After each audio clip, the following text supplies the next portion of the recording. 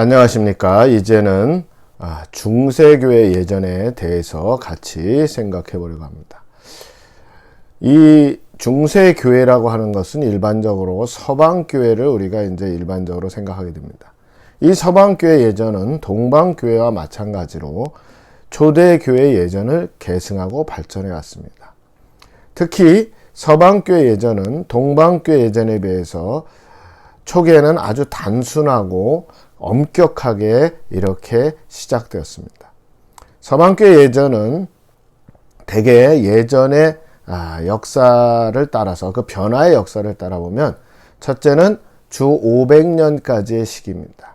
이 시기는 헬라어 중심의 기독교 예전이 4세기 말에 이르러 라틴어 예전으로 대체되고 라틴 지역의 예배의식이 출현하는 시기였습니다.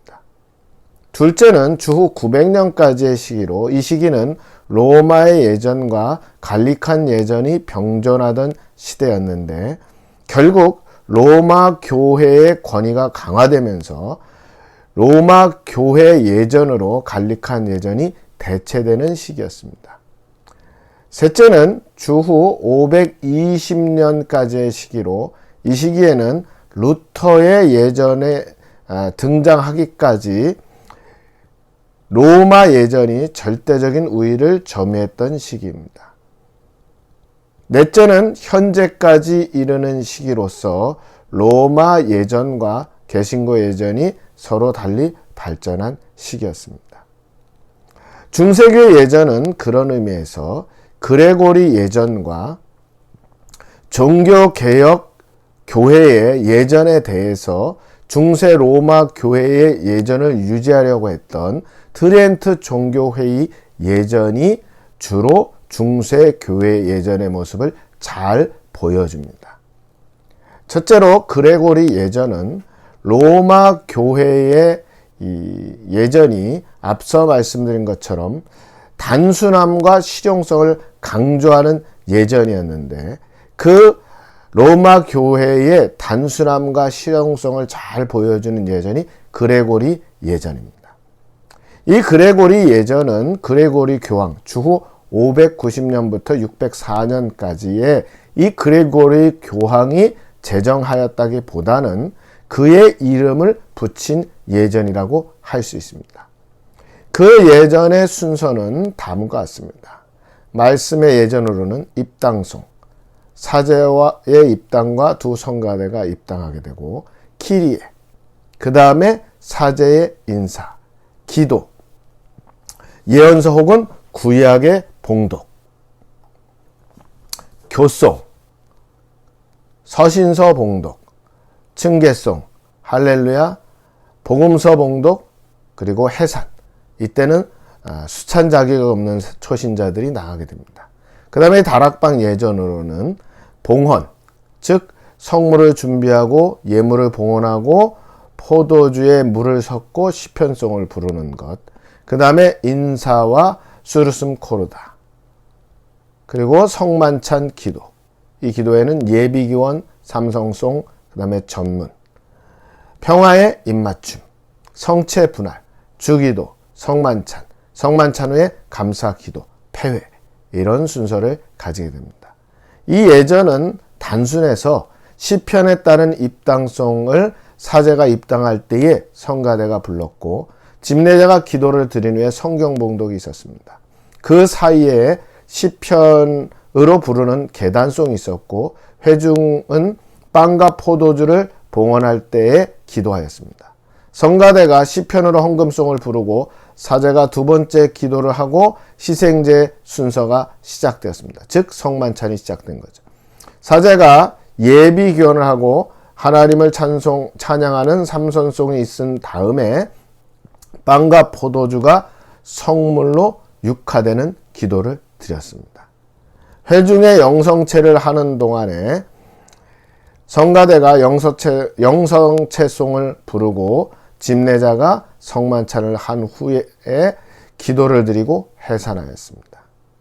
이 그레고리 예전은 특이하게 설교에 대한 부분을 소개하고 있지 않습니다. 왜냐하면 그레고리 예전은 서신서의 낭독과 층계송, 복음서의 봉독을 옛 언약과 새 언약에 대한 선포와 그리스도에 대한 설교를 의미하는 것으로 보았기 때문입니다. 그래서 로마 교회 예전은 예수 그리스도의 희생의 재현을 강조하면서 점차 성만찬에 대한 중요한 의미를 두게 되고, 예배의 핵심이 미사가 되게 되고, 예배를 봉헌하는 순서에 집중하게 되면서 점차 시각적인 부분, 가시적인 부분을 강조하게 되었습니다. 이로 볼 때에 중세 로마 교회 예전은 점차 설교보다는 미사에 강조점을 두고 설교가 점점 약해졌음을 알 수 있습니다. 두 번째로 트리엔트 종교회의의 예전입니다.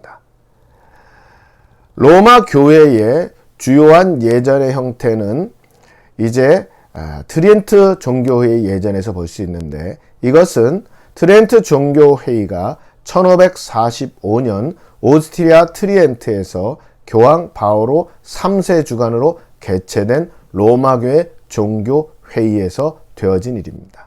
이 종교회의는 1545년부터 1563년까지 진행이 되었고, 종교개혁 이후에 로마교회는 종교개혁자들이 제기한 신학적 문제에 대한 비판과 자신들의 입장을 옹호하고 교리를 결정하고 가톨릭 교회의 타락과 남용을 개혁하려고 하였습니다. 로마 교회는 트렌트 종교회를 통해서 로마 미사 예식을 통일하게 됩니다. 그리고 트리엔트 종교회의 순서를 보면 다음과 같습니다. 이것은 1545년에 결정되었는데, 말씀의 예전에는 입당송, 키리에, 성가대에 의해서 사제의 입장, 사제의 개인적인 준비, 제단 앞에서 조용히, 기원, 시편 교송, 참회, 사제와 성작들 사이에 나는 고백합니다. 나를 불쌍히 여기소서, 선창과 화답기도, 분향 축성, 제단과 신부들의 선결을 위하여, 대영광송, 인사와 그날의 기도, 서신서 봉독, 층계송, 성가대, 영창, 성가대, 복음서 봉독을 위한 기도와 준비, 복음서 낭독, 촛대와 분향과 함께 부제의 노래와 사제의 응답송이 따릅니다.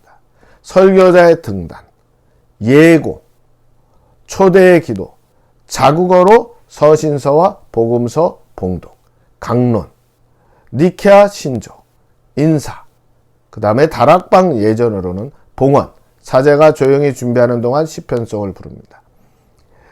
성물빵과 봉헌, 또 포도주에 물을 섞음, 성작 봉헌, 기도, 향의 축복, 성물의 분향, 제단의 분향, 사제들에게 분향, 사제의 손을 씻음, 봉헌, 인사와 수르슴 코르다, 성만찬 기도, 예비 기원 삼성송, 거양 성체, 종이 울리면 성만찬 제정사와 축복송이 불려집니다.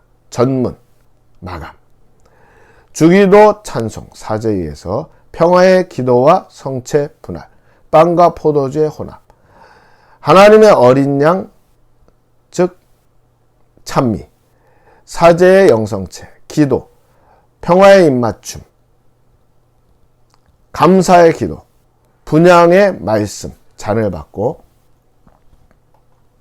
영성체 시편송, 성가대에서 잔을 닫고 기도하고 잔을 덮음, 인사와 영성체 후 기도, 부제의 인사와 신자들의 해산, 기도, 강복 선언, 마지막 복음서 낭독과 응답송. 이 예전은 이미 종교개혁의 영향을 받은 이후에 예전에서 설교의 순서와 서신서와 복음서 낭독이 이루어지고 있는 모습을 볼 수 있습니다. 트렌트 종교회의에서 매주일 예배에서 설교를 행하도록 규정되어 있었습니다. 그러나 안타깝게도 이 규정은 잘 지켜지지 않았습니다. 트렌트 제13차 종교회의 1551년에는 그리스도께서 떡이라는 형태 속에서 자신을 제공하시고 떡과 포도주는 그리스도의 살과 피로 완전한 실체로 변화되는 화체를 이룬다고 했습니다. 이 종교회의는 예수 그리스도가 떡과 포도주 안에서 실제적으로 참으로 현존한다고 하였습니다. 또한 트렌트 종교회의 22차 종교회의 1562년에는 피 없는 성만찬에 십자가에서 피 흘리신 예수 그리스도가 동일하게 내포되어 있다고 했습니다. 또한 모든 미사에서 그리스도가 희생된다고 하면서 성만찬은 희생이라고 주장하였습니다. 또한 자국어로 미사를 드리는 것과 평신도에게 잔을 수여하는 것을 반대하였습니다. 이 예전은 제단을 중심으로 이루어져서 비록 회중에게 인사할 때 회중을 바라보지만 사제는 대부분 회중을 등지고 동쪽을 보면서 예전을 집례하였습니다. 기도도 낮은 소리로 드려서 알아들을 수가 없었기 때문에 회중이 예전에 적극적으로 참여하였다고 보기는 어려웠습니다. 따라서 중세 교회의 예전은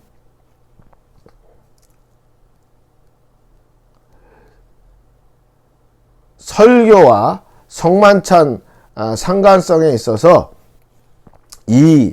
특히 트렌트 종교에는 뭔가 좀 더 설교를 강조하는 면을 보여주긴 하지만 오히려 어떤 면에서는 희생제사의 의미를 강조하는 그러한 예전으로 오히려 더 변화된 모습이었고, 앞서 초기 트렌트 종교회의는 설교를 강조했지만 후기 트렌트 종교회로 가면서 그보다는 오히려 희생 제사로서의 성만찬을 강조했던 모습을 우리는 볼 수 있습니다.